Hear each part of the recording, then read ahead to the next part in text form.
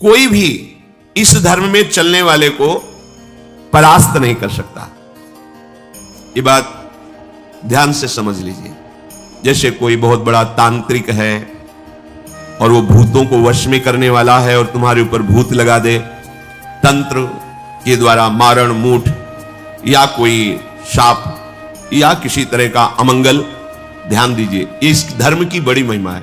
यदि आप भगवद आश्रित हैं, नाम जप कर रहे हैं, तो ना माया का कपट चलेगा, ना किसी का तंत्र तुम्हारे ऊपर चलेगा, ना किसी का कोई मारण मंत्र चलेगा, ना कोई भूतावेश तुम पर आविष्टित कर सकता है, ना किसी भी तरह की कोई विष आदि की। यदि आप सच्चे हृदय से भगवान की शरण में हो तो तुम्हारे ऊपर विष का भी प्रभाव खवाया जाएगा, विष वो हो जाएगा स्वास्थ्यवर्धक अमृत। गरल सुधा गोस्वामी जी कह रहे, रिपु करहि मिताई गोपद सिंधु अनल शीतलाई। जो भगवान का आश्रित जन होता है उसको विष भी अमृत हो जाता है। अगर उससे दुश्मनी करेगा ना कोई और उसका बुरा चाहेगा, वो जितना कुप्रचार करेगा, निंदा करेगा, उतने उसका यश बढ़ेगा। अगर वो आग लगा देगा तो उसके शरीर में चंदन से भी बढ़कर शीतलता का काम आग करेगी। जो भगवद आश्रित है। श्री हरिराम व्यास जी ने भी प्यारी जी के चरणों के आश्रित जनों को पुष्ट करने के लिए बताया कि राधा प्यारी के चरणारविंद शीतल सुखदाई, कोटि चंद मंद करत नख विदु जुन्हाई। श्री राधा प्यारी के चरणारविंद शीतल सुखदाई। शाप ताप रोग शोक दारुण दुखारी, लाल इष्ट दुष्ट दलन कुंज भवन चारी। हमारी गोरी भूरी प्रियाजू के गोरे चरणारविंद का जिसने आश्रय ले लिया है, शरणागति ले ली है और राधा राधा नाम जप करता है, तो किसी भी ऋषि का साप उस पर लागू नहीं होगा। हरिराम व्यास जी कह रहे ये विशाखा सखी के अवतार है, कह रहे शाप कोई लागू नहीं होगा उसके ऊपर। ताप दैविक भौतिक ताप उसका स्पर्श नहीं कर सकता। कोई भी पाप उसे अपने अधीन नहीं कर सकता। किसी का भी तंत्र मंत्र उसके ऊपर लागू नहीं हो सकता, क्योंकि ये चरणारविंद लालजू के भी इष्ट है और ये चरणारविंद दुष्टों की दुष्टता का दलन करने वाले और हृदय में प्रेम प्रकाशित करने वाले हैं। कोई भी भयानक से भयानक रोग तुम्हारे शरीर पर हो सकता है, पर वो तुम्हें अधीन नहीं कर पाएगा। शाप ताप रोग शोक, बड़ी से बड़ी हानि होने पर भी तुम्हें शोक स्पर्श नहीं करेगा। प्यारी जू के चरणों का जिसने आश्रय ले लिया है, यह ऐसा परम धर्म है कि इसके आश्रित को कोई भी तंत्र मंत्र मूठ मारण भूत प्रेत पिशाच पिशाचनी कोई भी नहीं स्पर्श नहीं कर सकता। ध्यान रखना। हां, अपना कल्याण कराने के लिए सामने आ सकता है, क्योंकि नाम जापक ही सबके कल्याण का सामर्थ्य भाव रख सकता। जो निरंतर नाम जप करता है उसमें सब सामर्थ्य आ जाती है। एक बार भाई जी से हनुमान प्रसाद पोद्दार जी समुद्र के किनारे बैठे नाम जप कर रहे थे, तो देखा एक सफेद पोशाक पहने हुए पाग बांधे हुए पारसी वेशभूषा में सामने खड़े हैं। भाई जी ने सदाचार के कारण कहा, बाबूजी क्यों खड़े हो, बैठ जाइए। तो उनका आप बोले तो मेरे में सामर्थ्य है आपसे बात करने की, डरना नहीं आप। भाई जी ने कहा मैं क्यों डरूंगा, आप कोई भयावह थोड़ी लग रहे हैं। बोले लग नहीं रहा, लेकिन भयावह हूं, मैं प्रेत हूं। कोई बात, जो भगवत भजन में ये सब कई जगह ऐसा घटना में, गंगा किनारे जैसे श्मशान है, ऐसा नहीं कि प्रेती होनी नहीं होती है, पर वो प्रभाव नहीं दिखा सकती। ऐसे प्रत्यक्ष देखा है। भाई जी ने कहा कि तो आप हमारे पास क्यों आए हो? बोले अपना उद्धार कराने के लिए। मुझे गीता कंठस्थ है, बहुत से शास्त्र कंठस्थ हैं, पर कुछ ऐसी मेरे से गलतियां हो गई जिनके परिणाम रूप मुझे प्रेत योनि प्राप्त हुई है। फिर मुझे आंतरिक संकेत हुआ है कि आप हमारा कल्याण कर सकते हो। भाई जी ने कहा तो बड़े आश्चर्य की बात है कि आपको गीता कंठस्थ है और फिर आप प्रेत योनि में गीता के एक श्लोक बोल देते हो, प्रेत तो मुक्त हो जाता है। बोले मुझे से कुछ ऐसे भयानक अपराध हो गए, जैसे गुरुद्रोह है, वैष्णव अपराध, ये बड़े भयानक अपराध होते हैं।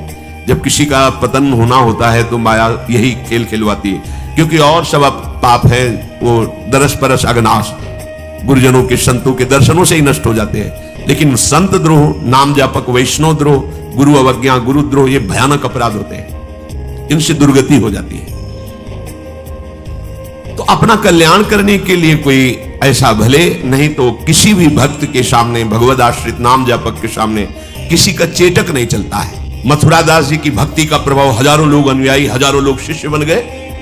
तो अब वो तांत्रिक था, तंत्र मंत्र का उसे बहुत ज्ञान था, श्री मथुरा दास जी जिस नगर में रहते थे वहां वो जाकर अपना नाटक शुरू किया। उसने सब जगह प्रचार प्रसार किया। मैं गंडकी नदी में 12 वर्ष तक खड़े होकर के तपस्या करके आया हूं, केवल दूध का आहार करता था, उसके प्रभाव से सालीग्राम भगवान हमारे बस में हो गए। और आप सबको मैं दिखा सकता हूं कि सालीग्राम मेरे वश में है। देख लीजिए, सिंहासन लाता, बाहर रखता, हजारों की भीड़, ऐसे ऐसे करता तो वो ऐसे सालीग्राम उठते और नाचते हुए ऐसे ऐसे ऐसे फिर रख जाते, फिर ऐसे ऐसे ऐसे ऐसे। तो सबको आश्चर्य हो रहा, जैसे चुटकी बजा रहा वैसे सालीग्राम की बटिया ऐसे ऐसे ऐसे। लोग भीड़ कटने लगी, क्योंकि अब जैसे राधा राधा कहो, कोई जंतुर नहीं है, कोई भस्म नहीं है, कोई वादा नहीं है, तो फिर कम वहां तो दिखाई दे रहा ना ऐसे। देखो ये सब लगता है ना कि हाँ। अब हमसे पूछो कि हमारे मन में क्या चल रहा है, हमें नहीं पता है। हमें ये देखना कि हमारे प्रियाजू के मन में क्या चल रहा है। मन मन की रुचि जानने, मुझे अपनी लाडली की मन की जान के उनकी परिचर्या में रहना है कि तुम्हारे मन की जान के तुम्हारी परिचर्या में रहना है। हाँ, तुम यदि मन से ऊपर उठना चाहते तो हमारी बात मान लो, मन को अधीन करके, और मन के अधीश्वर भगवान में तुम्हारा प्रेम हो जाए, तुम्हारा जीवन कृतार्थ हो जाए। अब वहां नाम नंद नंदन का भजन पद्धति, तो जो कमजोर लोग थे उन्होंने कहा कि आज तक कोई चमत्कार तो दिखाया नहीं मथुरा दास जी ने। देखो ये है संत, 12 वर्ष से दूध पी के गंडकी नदी, 12 मिनट भी नहीं खड़ा होगा कभी। अब भेंट जो जितनी चढ़ाएगा उतने उसके दुख नष्ट होंगे। अरे भैया वहां तो रुपया सब समेटता, फिर दूसरे मोहल्ले में, पूरे गांव में अब तो जय जयकार, सालीग्राम भगवान को नचा। कोई सेवा की सामग्री लेने गए थे मथुरा दास जी की श्रीअंग सेवा में जो रहते थे संत जन, उन्होंने देखा, वो आए, बोले महाराज एक बड़ा चमत्कारी महात्मा आया, वो कह रहा 12 वर्ष से हम दूध पीकर गंडकी नदी में वो वैसे ऐसे करता है। तो बोले भैया भक्त तो हो ही नहीं सकता, भक्त भला भगवान को अपना प्रदर्शन क्यों बनाएगा और उसके बदले में भेंट लेकर के, ये तो नाटक है भैया। वो देखे भी नहीं थे, बोले ये तो नाटक है, कोई संत ऐसा नहीं कर सकता, कोई भक्त ऐसा, कोई संप्रदायाचार्य से दीक्षित वैष्णव मार्ग में चलने वाला, ये तो अपराध है। तो उनका महाराज जी तो हजारों लोग वहां प्रभावित हुए, अच्छा है भगवान उस रूप में। बोले नहीं महाराज, फिर सत्य मार्ग के प्रकाशित करने के लिए आप यहां विराजमान, अगर उसका कपट पाखंड चला तो हजारों लोग धोखे में हो जाएंगे, चलो आप एक बार उसके सामने। तो उनका कि यदि हम उसके सामने गए तो उसका सब ये दुकान बंद हो जाएगा। बोले महाराज जी आप जरूर चलो, क्योंकि आपके चलने से यदि लोगों की श्रद्धा भगवान में वास्तविक लगे तो आप भी तो यही चाहने के लिए यहां गांव में वास कर रहे हो।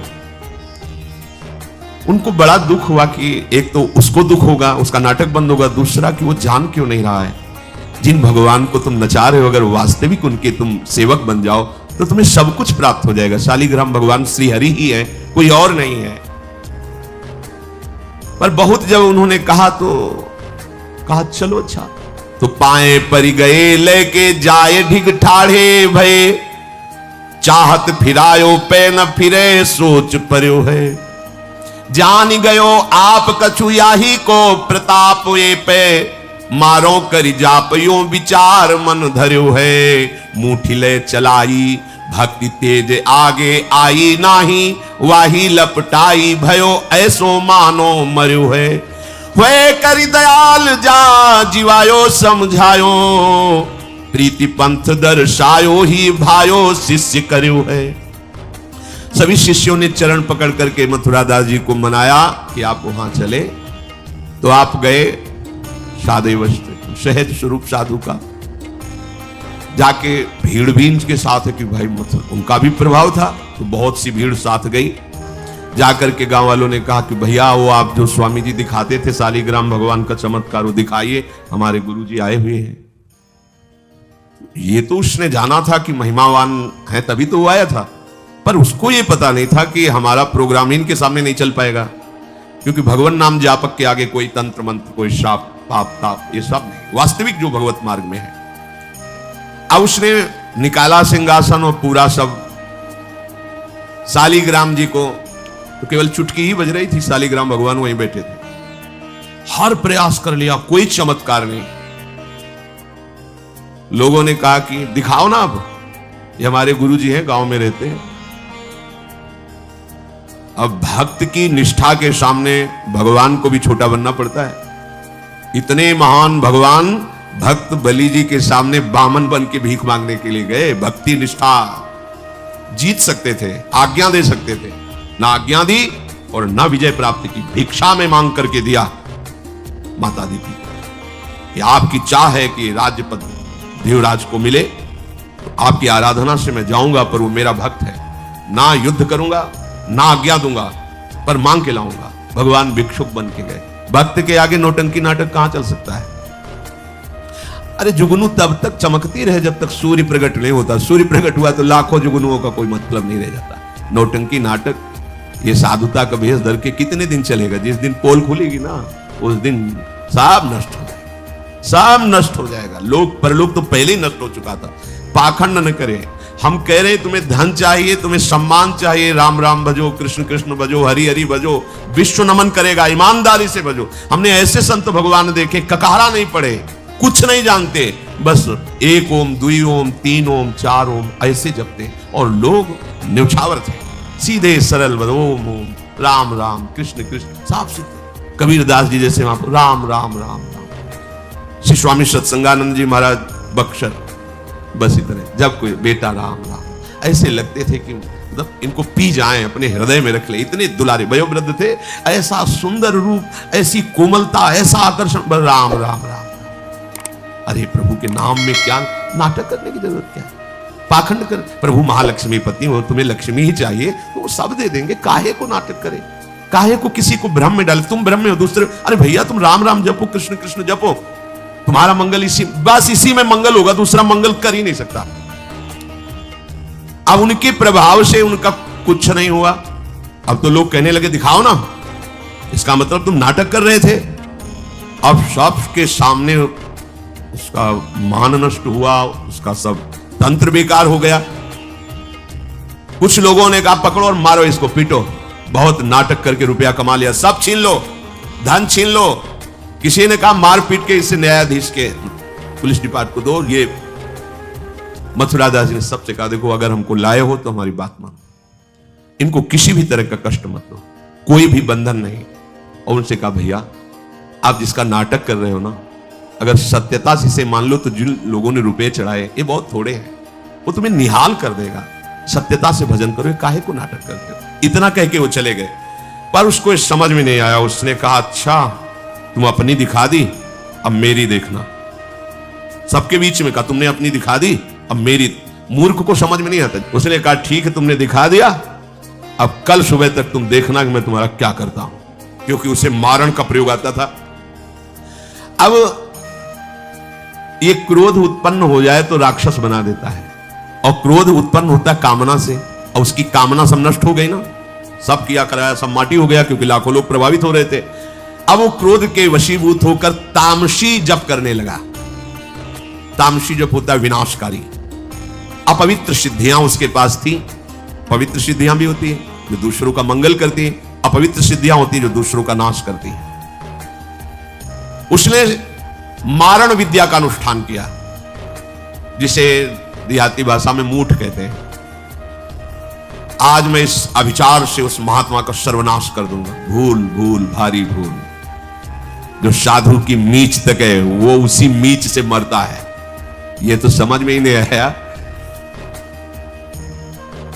सरस्वती जी को देवता और ब्रह्मा जी सब प्रार्थना कर रहे हैं कि अयोध्या वासियों की बुद्धि तो बदल दी, वापस गए। भरत जी आ रहे हैं, इनकी बुद्धि बदल दो, नहीं भरत जो कहेंगे वही राम करेंगे। तो दिमाग पलट गया है भरत की बुद्धि। अरे प्रभु का इशारा था इसलिए अयोध्या वासियों की बुद्धि बदल दी। भरत जी के विषय में सोचोगे भी तो नष्ट हो जाओगे। महाप्रेमी भरत के विषय में सोचना ही तुम्हारे लिए अमंगल हो जाएगा। और हम क्या करोड़ों सरस्वती भी हो तो भरत की भाव भरी भक्ति में बाधा नहीं पहुंचा सकती। अब उसने प्रारंभ किया बैठ करके आसन में मूठ का। एक खप्पर जैसी आकृति प्रकट होती है और उसमें जाजुल्यमान तेज होता है, और वो जहां जाएगा तो जिसके पास जाना है वहीं शुरू हो जाएगा उसका खून पोकना, नीचे से शौच द्वार से मुंह से खून की उल्टी आना, उसके पहुंचते पहुंचते, और जहां पहुंची तो वो नष्ट हो जाएगा, मर जाएगा और वापस चली जाएगी। वहां जाके प्रमाण देगी कि हम काम कर आई है। वहां भक्तों ने देखा कि एक खप्पर में आग जलती हुई राउंड राउंड ऐसे गोला होता, तो जाके कहा मथुरा दास जी से, ये उसकी चलाई हुई मूठ है, तुम कुछ परेशान मत हो, यहां कुटिया की डेहरी में भी प्रवेश नहीं करेगी। अब वो आकर के मारण बस वहां घूम रहा है। मथुरा दास जी निकल के आए, हाथ जोड़ा, क्योंकि सब मंत्र सब सिद्धियां भगवान की तो ना, चाहे पवित्र हो या अपवित्र हो, तो उन्होंने कहा तुम सर्वज्ञ भगवान की ही शक्ति से संपन्न हो, तुम जानती हो कि हमारा कोई अपराध है क्या? अगर अपराध है तो हम बाहर निकल के आते हैं, आप हमें नष्ट कर दो। यदि अपराध नहीं है तो जिसके द्वारा किया गया उसको दंड दो। तुरंत मुठ वापस हुई, कोई मंत्र मंत्र नहीं पड़ा, तुरंत वो मारण वापस हुआ। उधर शुरू हो गया उसका खून, नीचे से ऊपर से, जैसा इनके जैसे काशी नरेश को जब पौंड्रक राजा के साथ भगवान ने उद्धार किया तो उसके लड़के का नाम था सुदक्षिण। वो पंडितों से विला बोला, ऐसा मारण प्रयोग कर सकते हो कि द्वारिका को मैं द्वारिकाधीश नष्ट कर दे। मंत्र में ताकत होती है, पर उनको ये पता नहीं था जिससे मंत्र प्रकट हुए भला उन पर कैसे प्रभाव चले। उन्होंने कहा हाँ, तो उनका भारी दक्षिणा देंगे। तो काशी में अनुष्ठान शुरू हो गया और प्रकट हुई कृत्या। ऐसा नहीं, मंत्रों में ताकत होती है। पर भगवान शिव ने प्रकट होकर कहा था कि जो ब्राह्मण भक्त नहीं है, जो ऋषि भक्त नहीं, उसी पर मारण का प्रयोग काम करेगा, अन्यथा नहीं। तो भगवान का नाम ही नमो ब्रह्मण्य देवाय गो ब्राह्मण हिताय च। अब मारण कृत्यारूप रखकर द्वारिका को जलाने के लिए गई। द्वारिकावासी भागे, भगवान से कहा, भगवान ने सुदर्शन जी को आज्ञा किया करो हिसाब। भगाते हुए कृत्या को ले गई तो कृत्या ने पहले उन ब्राह्मणों को मारा, सुदक्षिण को मारा, फिर सुदर्शन ने कृत्या को नष्ट किया और पूरी काशी में आग लगा दी। ये भागवत में वर्णन। भगवत भक्त या प्रभु के ऊपर कोई मारण चलेगा क्या? वो मारण उसी बाबा जी के पास जो नौटंकी कर रहे थे शालिग्राम के नीचे, अब तो त्राहिमाम मच गया। ओ संत भगवान गए, क्योंकि पता था कि बचेगा नहीं, मंत्र का प्रयोग है। गए और भगवान नाम उच्चारण किया, कृष्ण कृष्ण कृष्ण, नंद नंदन के उपासक है। और मूठ से कहा शांत हो जाओ। भक्त की आज्ञा का पालन हर मंत्र करेगा, क्योंकि मंत्राधिष्ठात्र भगवान का आदेश है। शांत हो गई मुंह। उनसे कहा भैया देखा, तुम्हारा ही मंत्र तुम्हारे को अभी मार देता, अब सुधर जाओ। मतलब मृत्यु दशा को प्राप्त हो गए थे। संतों के हृदय में बदला लेने की कहीं कोई वृत्ति नहीं होती। संत कभी नाराज होते हैं तो उसमें मूल देख लेना आप विचार करके। आप जब अपना अमंगल करना अपना, तब वो आपसे नाराज होंगे। अगर आप उनका कोई कष्ट, वो नाराज नहीं होंगे, वो सह जाएंगे और आपका मंगल मनाएंगे। जब आप अमंगल अपना कर, तब वो डांटते हैं। अगर आप वो ये देख लें कि आप प्रहार कर रहे हो तो फिर वो नहीं, फिर तो तुम्हारा मंगल मनाएंगे, आप उनको मारो, कभी डांटेंगे नहीं। बड़ा कोमल चित्त संतों का होता है। संतों के हृदय को केवल संत ही जान सकते हैं।